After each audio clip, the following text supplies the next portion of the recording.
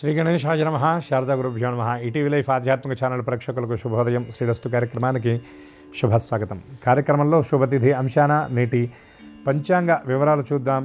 ఆంగ్ల తేదీ 24వ తేదీ 6వ నెల 2024 సంవత్సరం సోమవారం. స్వస్తి శ్రీ చాంద్రమాన శ్రీ క్రోధినామ సంవత్సరం ఉత్తరాయణం, గ్రీష్మ ఋతువు, జ్యేష్ఠమాసం, కృష్ణపక్షం. తదీయ తిథి రాత్రి 2:58 వరకు, తదుపరి చతుర్థి అనగా చవితి. ఉత్తరాషాఢ నక్షత్రం సాయంత్రం 5:47 వరకు, తదుపరి శ్రవణ నక్షత్రం. ఐంద్రయోగం మధ్యాహ్నం 2:06 వరకు, తదుపరి వైధృతి యోగం.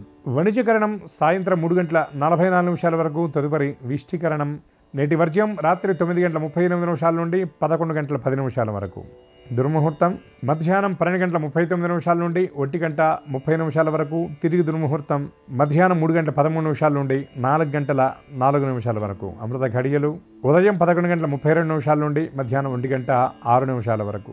నేటి రాహుకాలం ఉదయం 7:30 నుండి 9 వరకు, యమగండం ఉదయం 10:30 నుండి 12 వరకు. ఇక నేటి విశేషం, ఈనాడు వారం సోమవారం. ఈ సోమవారం నాడు ఈశ్వరారాధన చాలా విశేషంగా చెప్పబడుతుంది. ఇందువారే వ్రతం స్థిత్వా నిరాహారో మహేశ్వర అని ఈ సోమవారం నాడు ఈశ్వరారాధన చేయడంతో పాటు ఈశ్వర ప్రీతికై ఉపవాసం చేయడం కూడా చాలా విశేషమని మనకి ఉపాసనా శాస్త్రంలో ప్రత్యేకంగా చెప్పబడుతుంది. అలాగే తదియ తిథికి అధిష్టానం గౌరీదేవి. అటువంటి ఆ హరిహరుల యొక్క దివ్య కృప మనకి చేకూరాలి అంటే ఈనాడు శివపార్వతుల యొక్క ఆరాధన, శివశక్తుల యొక్క ఆరాధన చాలా విశేషంగా చెప్పబడుతుంది. శివాలయానికి వెళ్ళడం, ఈశ్వరుని అమ్మవారిని దర్శించడం, వారికి సంబంధించినటువంటి ఏదైనా స్తోత్రపారాయణ ఈనాడు చేయటం చాలా విశేషం.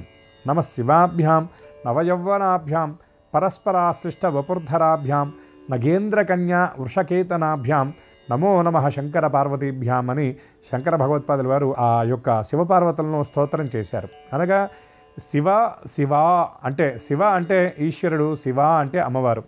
వారిద్దరికీ అభేదమని, వారిద్దరు ఒకే రూపంలో ఉంటారని మన భావన చేత పుంరూపంలో, స్త్రీ రూపంలో వారు కనపడుతున్నారు అని ఈ శ్లోకార్థంగా కూడా చెప్పబడుతుంది. అటువంటి శివశక్తుల యొక్క నామాన్ని ఎవరైతే స్మరిస్తారో వారందరికీ సమస్త శుభాలను ఈశ్వరుడు ప్రసాదిస్తాడు. శివేతి మంగళం నామ అని చెప్తారు. అంటే ఆ శివ అనేటటువంటి నామమే మంగళప్రదమైనటువంటి నామం కనుక అటువంటి శివశక్తుల యొక్క దివ్యకృప అందరికీ పరిపూర్ణంగా లభించాలని ఆశిస్తూ స్వస్తి.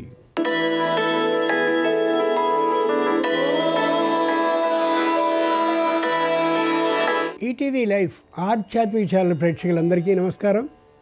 శ్రీరస్తు కార్యక్రమంలో గ్రహయోగం అంశానికి స్వాగతం. ఈనాటి గ్రహయోగం శీర్షికలో మేషాది ద్వాదశ రాశుల వారికి కలిగే శుభ అశుభ ఫలితాలని, అవసరమైన సందర్భాల్లో ప్రత్యామ్నాయ మార్గాలని తెలుసుకుంటారు.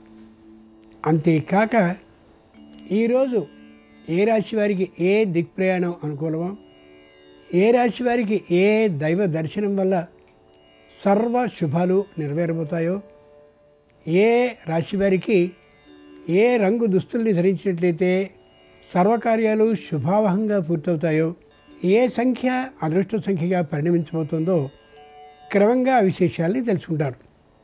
ముందుగా నేటి పంచాంగం. ఈరోజు బహుళ తృతీయ అంటే తదియ సోమవారం, నక్షత్రం ఉత్తరాషాఢ. ఇక నేటి గ్రహస్థితిని పరిశీలించి చూస్తే మేషంలో కుజుడు, వృషభంలో గురుడు, మిథునంలో రవి బుధ శుక్రుడు, కన్యలో కేతువు, మకరంలో చంద్రుడు, కుంభంలో శని, మీనంలో రాహువు ఉన్నారు. ఈ గ్రహస్థితి ఆధారంగా పరిశీలించి చూస్తే మేషాది ద్వాదశ రాశి వారి ఫలితాలు ఏ విధంగా ఉన్నాయో గమనిద్దాం. ముందుగా మేషరాశి.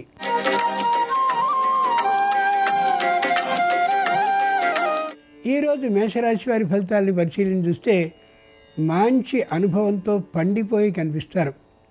తొందరపడి మాట్లాడకూడదని నిర్ణయించుకుంటారు.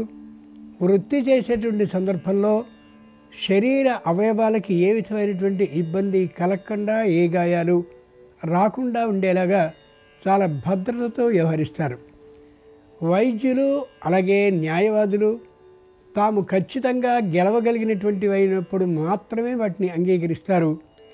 దూరభార ప్రయాణాలు లేకుండా ఉండేలా తమ ప్రణాళికను సిద్ధం చేసుకుని కూడా ఉంటారు. వ్యాపారం మధ్యమంగా ఉన్నప్పటికీ ఏ విధమైన నిరుత్సాహాన్ని పొందరు. నిరుద్యోగులకి ఉద్యోగం కంటే కూడా వ్యాపారమే గొప్పదనే స్థిరమైనటువంటి ఒక ఆలోచనకి వస్తారు.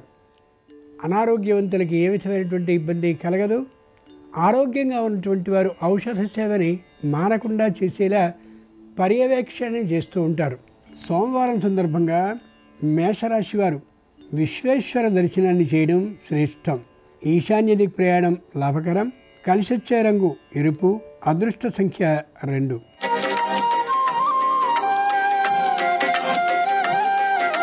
ఈరోజు వృషభ రాశి వారి ఫలితాలని పరిశీలించి చూస్తే ప్రతి విషయంలోనూ నిదానమే ప్రధానమనే ఆలోచనతో ఉంటారు. దూరపు ప్రదేశాలకి బదిలీ అయ్యేటటువంటి అవకాశం ఏమాత్రము ఉండనే ఉండదు. ప్రైవేటు ఉద్యోగాల్లో కూడా ముఖ్యంగా మరమ్మతులు చేసేటటువంటి వారికి చేతి నిండుగా పని ఉంటుంది. కొద్దిగా బద్ధకం అనేటటువంటి దాన్ని విడిచిపెట్టినట్లయితే చేతి నిండా మంచి ఆదాయం కలిగి తీరుతుంది. ఉద్యోగాన్ని చేస్తూ ఉండేటటువంటి వారు పోటీ పరీక్షల కోసమని సిద్ధం పడుతూ ఉంటారు. తప్పక అనుకూలించే అవకాశం గోచరిస్తోంది. కుటుంబంలో ఐకమత్యం వెల్లివిరుస్తుంది. కుటుంబ రహస్యాలు బయటికి చెప్పకూడదనేటటువంటి నియమం మీద కుటుంబం అంతా ఐకమత్య భావనతో ఉండేటువంటి కారణంగా చాలా సంతోషంగా ఉంటారు వృషభ రాశి వారు ఈ రోజున. సోమవారం సందర్భంగా వృషభ రాశి వారు శ్రీశైల మల్లికార్జునుని సేవించడం లాభకరం. వాయవ్య దిక్ ప్రయాణం అనుకూలం. కలిసొచ్చే రంగు తెలుపు. అదృష్ట సంఖ్య 4.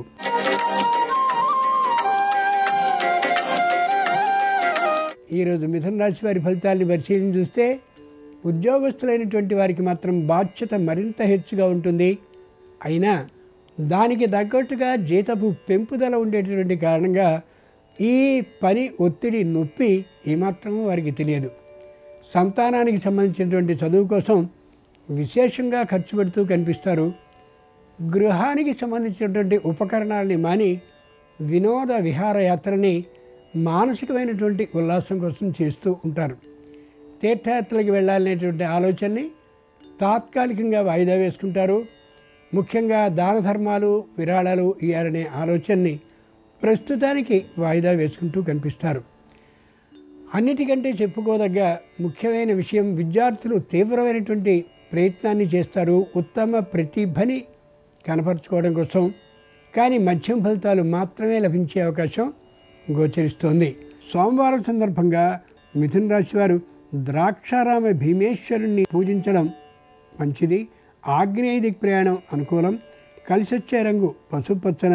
అదృష్ట సంఖ్య 9.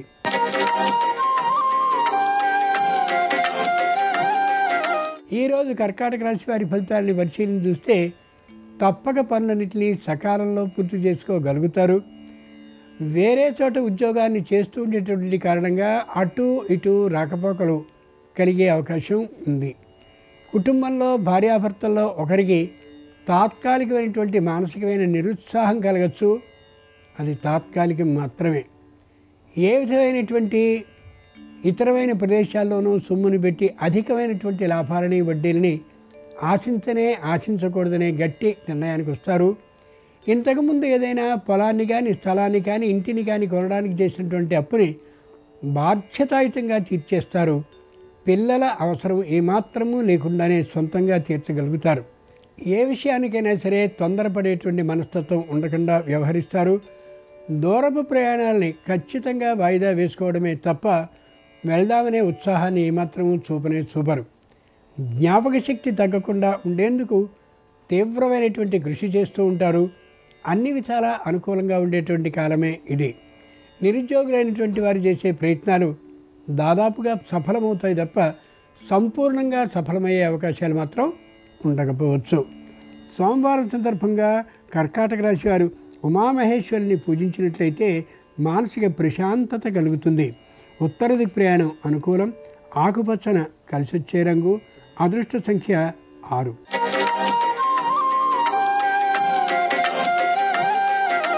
ఈరోజు సింహరాశి వారి ఫలితాలని పరిశీలన చూస్తే తాత్కాలికమైనటువంటి అవమానం జరిగే అవకాశం ఉంది.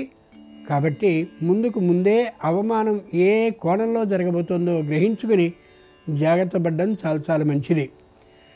ఎవరికైనా సొమ్ము ఇచ్చి ఉన్నా లేక సొమ్ము తీసుకుని ఉన్నా దాని గురించిన సరైనటువంటి ప్రణాళికని ఏర్పాటు చేసుకోవడం అవసరం. తీర్చడం కానీ లేదా తెచ్చుకోవడం కానీ స్పష్టమైనటువంటి ఇతమిత్తమైన ప్రణాళికలు వేసుకునే పక్షంలో ఇబ్బందికి గురయ్యే అవకాశం గోచరిస్తోంది. ఏదైనా ఒక సంస్థకి ప్రతినిధి కానీ అధిపతి కానీ అయ్యుండి ఉంటే తప్పక లెక్కల్ని పత్రాలతో సహా చూపవలసిన అవసరం ఏర్పడుతుంది.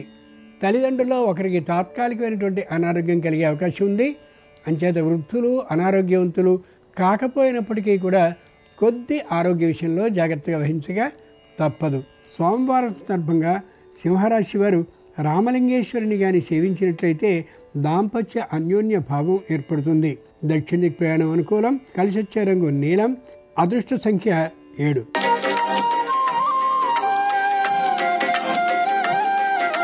ఈరోజు కన్యారాశి వారి ఫలితాలని పరిశీలించి చూస్తే నిదానంగా ఉంటారు. తొందరపడ్డం అనేదే కనిపించదు.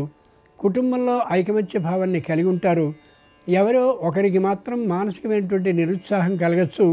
కుటుంబ సభ్యులందరూ కలిసి ఓదార్చినట్లయితే, ధైర్యాన్ని చెప్పినట్లయితే తప్పక 2-3 రోజుల్లో మళ్ళీ మామూలు పరిస్థితికి వచ్చే అవకాశం గోచరిస్తోంది.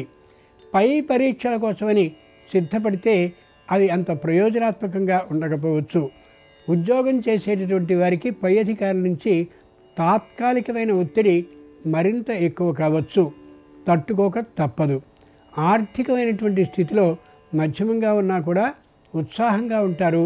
ఏ విధమైన నిరుత్సాహానికి గురి కానే కారు. ముఖ్యంగా రుణాన్ని చేసేటువంటి సందర్భంలో దేనికోసం రుణాన్ని చేస్తున్నారో గ్రహించుకుని దానికే ఆ సొమ్ముని వాడడం అవసరం తప్ప రుణం వచ్చింది కదా అనే అభిప్రాయంతో చుట్టాలకో మిత్రులకో ఆప్తులకో ఆ వడ్డీ లేకపోయినప్పటికీ కూడా మైత్రీ భావంతో ఇవ్వడం ఏమాత్రమూ సరికాదు. మొగమాటలు లేకుండా ఇయ్యనని చెప్పడం సరైనటువంటి పని.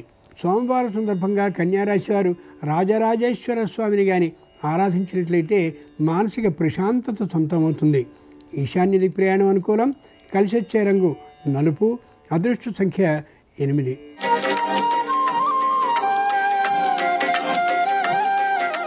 ఈరోజు తులారాశి వారి ఫలితాలని పరిశీలించి చూస్తే స్పష్టంగా ఉన్నట్లుగా మాట్లాడేస్తారు. లౌక్యం లేకుండా వ్యవహరిస్తారు. కొన్ని ఇబ్బందులకి ఎదురయ్యే అవకాశం గోచరిస్తోంది.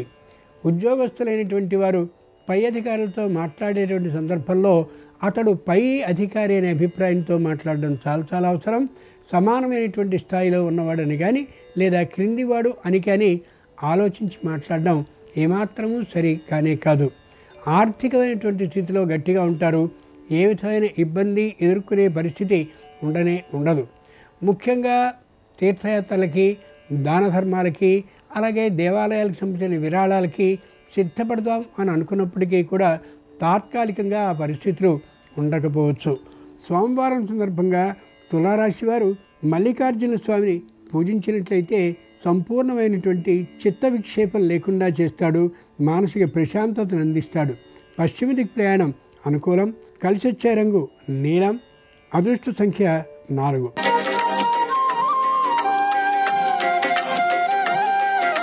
ఈరోజు వృశ్చిక రాశి వారి ఫలితాన్ని పరిశీలించి చూస్తే మాట తొందరతనం ఉండదు. కోపం ఏమాత్రమూ ఉండదు. పట్టుదల ఏనాడో విడిచిపెట్టడం జరుగుతుంది. వ్యాపార అభివృద్ధి మాత్రమే వారి లక్ష్యంగా దృష్టిగా కనిపిస్తూ ఉంటుంది. శారీరకమైనటువంటి అనారోగ్యం తాత్కాలికంగా ప్రవేశించింది కాబట్టి ఎప్పటికప్పుడు వైద్య పరీక్షను చేయించుకోవడం, అంటే ప్రతి వారానికి వైద్య పరీక్ష చేయించుకోవడం మాత్రం తప్పనిసరి. గుండెకు సంబంధించిన అనారోగ్యం కానీ, శ్వాసకోశానికి సంబంధించిన అనారోగ్యం కానీ ఇంతకు ముందే ప్రవేశించి ఉండొచ్చు. అంచేత తగుమాత్రపు పరీక్షను చేయించుకోవడం ఎంతైనా అవసరం. దూరభార ప్రయాణాలని పూర్తిగా మానుకుని వ్యాపారానికి అధినేత వారే అయినట్లయితే కింద ఉన్నటువంటి గుమాస్తాలను ఎవరినో పంపించి పనిని సరిచేయించుకోవడం అవసరం. వ్యాపారం మధ్యమంగా ఉంటుంది. పూర్వం కంటే పుంజుకుంటుంది. లాభాల దిశగా ఇప్పుడిప్పుడే నడక ప్రారంభించే అవకాశం గోచరిస్తోంది. సోమవారం సందర్భంగా వృశ్చిక రాశి వారు శంకరుణ్ణి కానీ ప్రార్థించినట్లయితే ఏ విధమైన ఇబ్బంది లేకుండా సర్వ శుభాలు నెరవేరుతాయి. వాయువ్య దిక్ ప్రయాణం అనుకూలం. కలిసి వచ్చే రంగు నీలం. అదృష్ట సంఖ్య 4.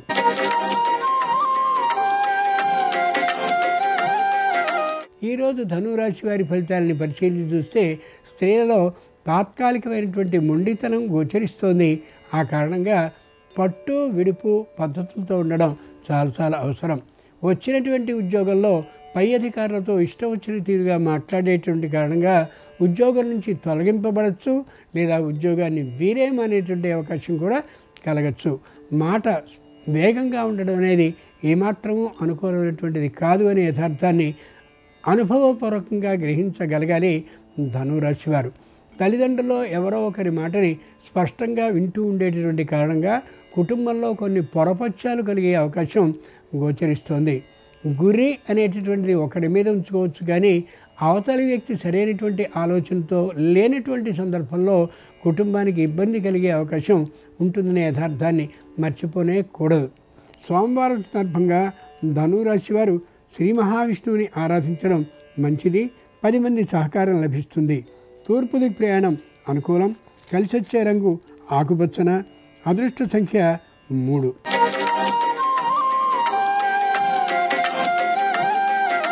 ఈరోజు మకర రాశి వారి ఫలితాలని పరిశీలించి చూస్తే ప్రతి విషయంలోనూ ఉత్సాహంగా ఉంటారు, మంచి దూకుడుగా ఉంటారు.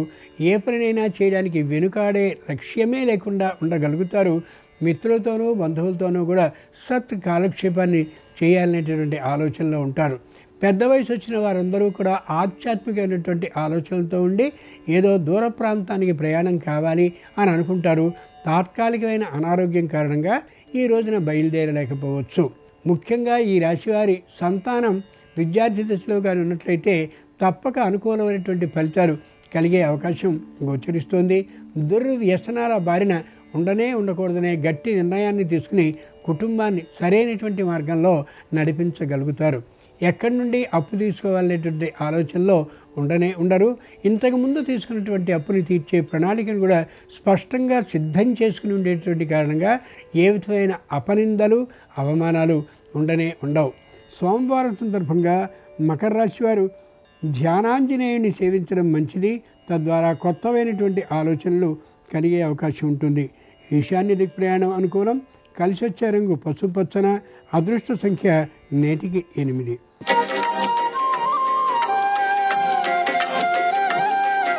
ఈరోజు కుంభరాశి వారి ఫలితాలని పరిశీలించి చూస్తే ఆరోగ్యం అంత గొప్పగా లేదు కాబట్టి తగినటువంటి వైద్య పరీక్షను చేయించుకోవడమో లేక క్రమం తప్పక ఔషధ సేవను చేస్తూ ఉండడమో చాలా అవసరం. కుటుంబంలో ఐకమత్యం మధ్యమంగా ఉంటుంది. కుటుంబంలోని రహస్యాలను ఎంత దాచినప్పటికీ కూడా ఎవరో ఒకరి ద్వారా బయటికి వెళ్ళిపోయేటటువంటి స్థితి గోచరిస్తోంది. కుటుంబం నవ్వుల పాలు కాకుండా ఉండేలాగా కుటుంబం అంతా కానీ ఒక ప్రతిజ్ఞని తీసుకున్నట్లయితే మరింత అభివృద్ధి చెందే అవకాశం గోచరిస్తోంది. పారిశ్రామికవేత్తలైనటువంటి వారికి గృహశత్రువులు అంటే అనుకూల శత్రువులు ఉండేటటువంటి కారణంగా ఈ రోజున వ్యాపారం అంతగా కలిసి వచ్చే అవకాశం ఉండకపోవచ్చు. భాగస్వాములైనటువంటి వారికి ఎవరెవరో చెప్పినటువంటి మాటల కారణంగా వేరు అభిప్రాయాలు కలగచ్చు. కొద్దిగా అందరినీ కూర్చోబెట్టుకుని మాట్లాడుకోవడం ఎంతైనా అవసరం. సోమవారం సందర్భంగా కుంభరాశి వారు శ్రీహరిని కానీ ఆరాధించినట్లయితే లక్ష్మీ అనుగ్రహం కలిగి తీరుతుంది. ఉత్తర దిక్ ప్రయాణం అనుకూలం. కలిసొచ్చే రంగు తెలుపు. అదృష్ట సంఖ్య 1.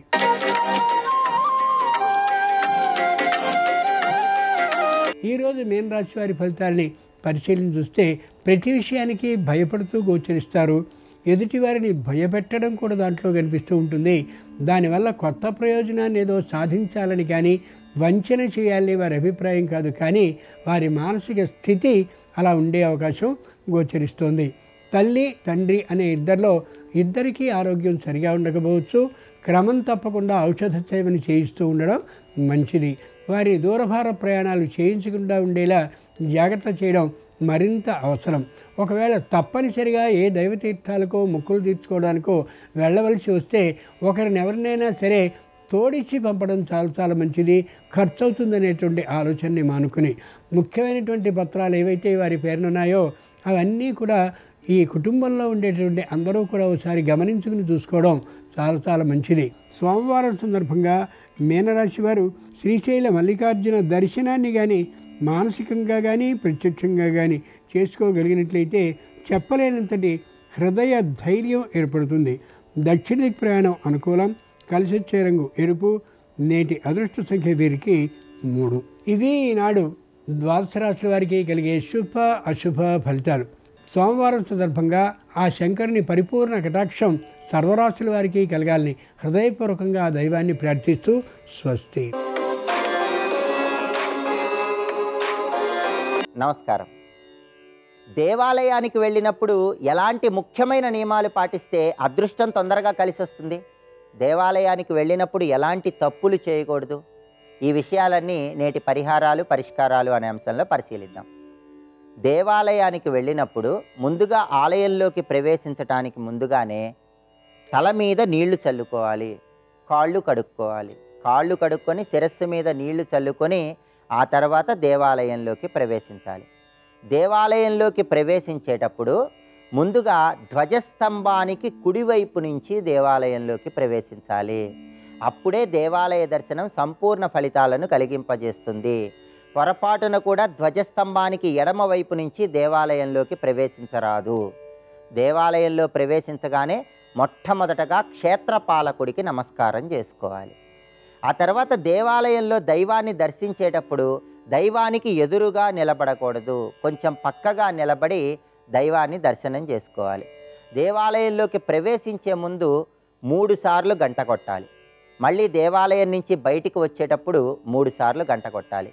ఆధ్యాత్మిక, ఆది దైవిక, ఆది భౌతిక అనే 3 రకాలైన తాపాల వల్ల వచ్చే సమస్యలు పోగొట్టుకోవటానికి అలా 3 సార్లు గంట మోగించాలి. అదేవిధంగా దేవాలయంలో దైవాన్ని దర్శనం చేసుకున్నాక ఆలయంలో కొద్దిసేపు కూర్చోవాలి. కనీసం 2 నిమిషాలైనా ఆలయంలో కూర్చోవాలి. ఆలయంలో ఎవరికీ నమస్కారం చేయకూడదు. ఎంత గొప్పవాళ్ళు ఆలయంలో కనిపించినా సరే దేవాలయంలో భగవంతుడే గొప్ప కాబట్టి ఇతరులకు నమస్కరించరాదు. జుట్టు విరబోసుకొని మహిళలు దేవాలయానికి వెళ్ళరాదు. స్త్రీలు చక్కగా జడ వేసుకొని దేవాలయానికి వెళ్ళాలి. దేవాలయంలో దుర్భాషలు ఆడకూడదు. సాధ్యమైనంత వరకు భగవన్నామం చెప్పుకుంటూ ప్రదక్షిణలు చేసుకోవాలి. అలాగే దేవాలయంలో ఇచ్చినటువంటి ప్రసాదాన్ని చాలామంది గృహానికి వచ్చేటప్పుడు మార్గ మధ్యంలో స్వీకరిస్తూ ఉంటారు. కానీ సంప్రదాయం ఏం చెప్పిందంటే దేవాలయంలో ప్రసాదం ఇచ్చినప్పుడు ఆ ప్రసాదాన్ని దేవాలయ ప్రాంగణంలో కూర్చొని స్వీకరిస్తే ఉత్తమ ఫలితాలు కలుగుతాయని మన సంప్రదాయంలో చెప్పడం జరిగింది. అదేవిధంగా దేవాలయానికి వెళ్ళి మళ్ళీ తిరిగి గృహానికే రావాలా లేదా అనే సందేహం చాలామందిలో ఉంటుంది. మనం దేవాలయానికి వెళ్ళాలని భావించి దేవాలయానికి వెళ్ళినప్పుడు దర్శనం పూర్తి కాగానే గృహానికే తిరిగి రావాలి. అలా కాకుండా ఇతర పనుల మీద మనం కార్యనిమిత్తమై బయటికి వెళ్ళినప్పుడు మార్గ మధ్యంలో దేవాలయ దర్శనం చేసుకుంటే మాత్రం మన కార్యాలు చూసుకొని ఆ తర్వాత గృహానికి రావచ్చు. దేవాలయం నుంచి ఇంటికి వచ్చిన వెంటనే కాళ్ళు కడుక్కోకూడదు. 1 నిమిషం కూర్చొని ఆ తర్వాత గృహంలో ఉన్నటువంటి అన్ని గదుల్లోకి ప్రవేశించాలి. దేవాలయం నుంచి మనం స్వీకరించిన భగవత్ శక్తి గృహంలో అన్ని దిక్కుల్లో వ్యాపించేలాగా గృహంలో కొద్దిసేపు అన్ని గదుల్లో నడవాలి. ఆ తర్వాత 48 నిమిషాలు ఆగి స్నానం ఆచరించవచ్చు. దేవాలయం నుంచి వచ్చిన వెంటనే స్నానం చేయకూడదు. ముహూర్త కాలం 48 నిమిషాలు ఆగి ఆ తర్వాత మాత్రమే స్నానం చేయాలి. కాళ్ళు కూడా వెంటనే కడుక్కోకూడదని మనకు ప్రామాణిక గ్రంథాల్లో చెప్పడం జరిగింది. ఇలా దేవాలయానికి సంబంధించిన ముఖ్యమైనటువంటి నియమాలు పాటించడం ద్వారా దైవం సంపూర్ణమైన అనుగ్రహానికి ప్రతి ఒక్కరూ సులభంగా పాత్రలు కావచ్చు. అదేవిధంగా రేపు మంగళవారంతో కూడిన సంకష్టహర చతుర్థి. దీన్ని అంగారక సంకష్టహర చతుర్థి అనే పేరుతో పిలుస్తారు. అంగారక సంకష్టహర చతుర్థి సందర్భంగా గణపతిని ఏ విధంగా పూజిస్తే సకల శుభాలను సిద్ధింపజేసుకోవచ్చో రేపటి పరిష్కారాలు అనే అంశంలో పరిశీలిద్దాం. నమస్కారం. ఈ కార్యక్రమాన్ని తిరిగి చూడాలనుకుంటే www.youtube.com/ETV Life Spiritual లో చూడవచ్చు.